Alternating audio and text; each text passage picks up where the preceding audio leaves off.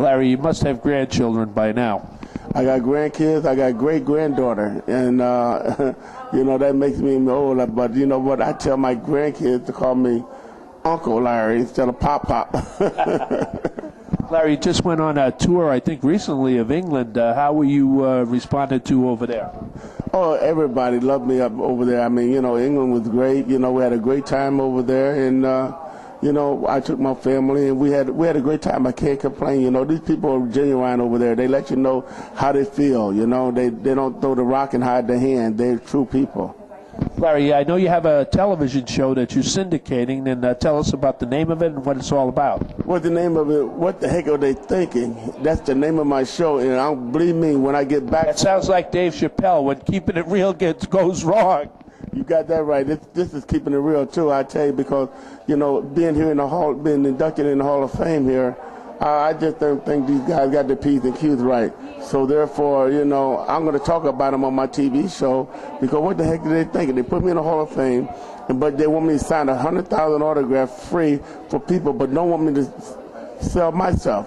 I mean, it's ridiculous. I sell my stuff, and they can sign it, but if anybody walks up and tells me to sign, I got to sign theirs too. That ain't business. Right. Well, I mean, it's your name that's the valuable commodity. Larry, what are you selling over here? You've got books, you've got posters, what else? Yeah, we even got DVDs, that they ain't going to be able to get. I got the Ken Norton fight, I got the Jerry Cooney fight, I got a lot of different fights in there that they can buy. And people. Well, how about our viewers listening online? Is there a email address or a website? Yeah, you can email me at see what the heck it was at lholmes91@hotmail.com, and you can go on larryholmes.com and you can see the souvenirs that you can purchase. So anybody around the world can order these products and just buy them over the internet. You can buy them right over there and put your credit card up and we'll send it right out. Larry, I know you have to sign some of your memorabilia here, so we'll make this the end of part one. We'll catch you later. But I want to ask you about one memory that I have, and you and we had a lot of fun, around the ring, and I don't know if you remember one day O.J. Simpson came to see you work out, and I stood in the ring between Don King and O.J. Simpson. But you and I were on national television on the Morton Downey show, and we had a lot of fun. Do you remember that program? Oh, yeah, Morton Downey, that was a great show. We had a good time during that show, you and I. And we defended boxing. And we defended boxing. We beat up the promoters and everybody else, and the commissioners. I remember we beat up, New York Commissioner. Randy Gordon. Randy Gordon, and it was the other guy, the Spanish guy. What's his name? I know.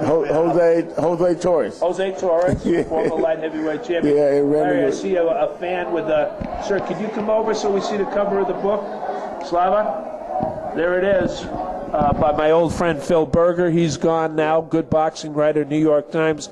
There's the book, Larry Holmes Against the Odds. So you can get that off larryholmes.com.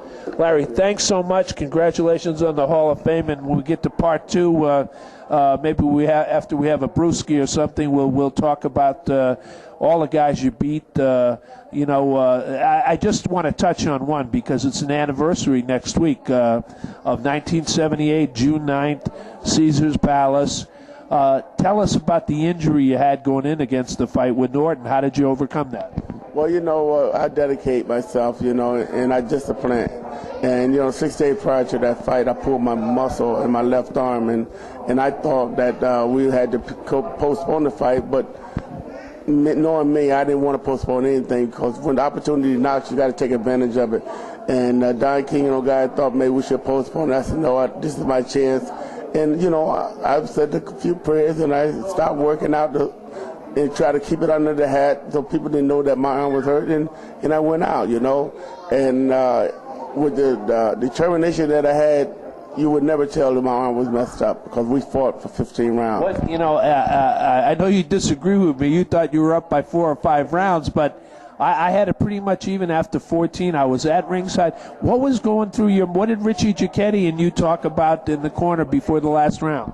Well, we thought we had it won. We thought we had it won easily. But you wanted to finish strong. But I wanted to finish strong, and thank God that I did. And nevertheless, I don't care how close it was. They gave it to me for a change, and I took that. So, hey, I've been blessed. Larry, last one. I said that before, but this time I mean it. I can't interview you without talking about a guy that was your employer. I think he paid you in cash.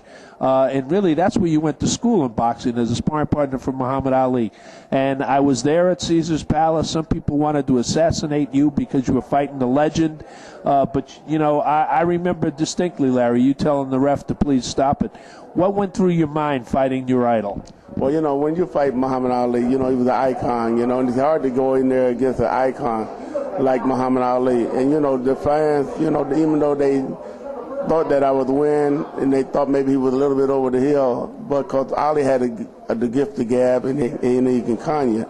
But I had to do what I had to do. Went out there and took over and beat him. Didn't hurt him. The guy that helped me, gave me a job, let me travel with him, learn a lot from him.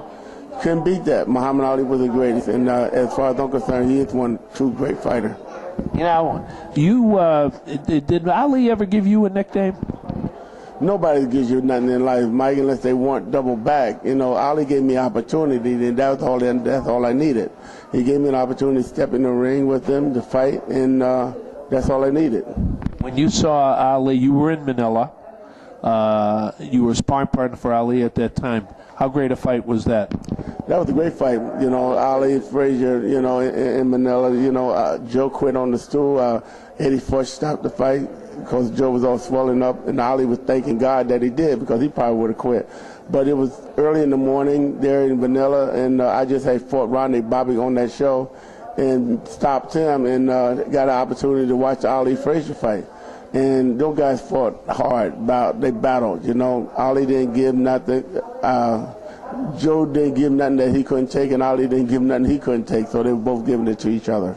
Thank you, Larry. Ladies and gentlemen, one of the greatest heavyweight champions. Well, maybe he didn't get his due in his era, but he's certainly getting it now. And the record, just for you youngsters that don't know about Larry Holmes, you could look it up. Look up that record. Show me someone better. Thanks a lot, Larry. Good luck. Mike. Okay, buddy. Knock him out.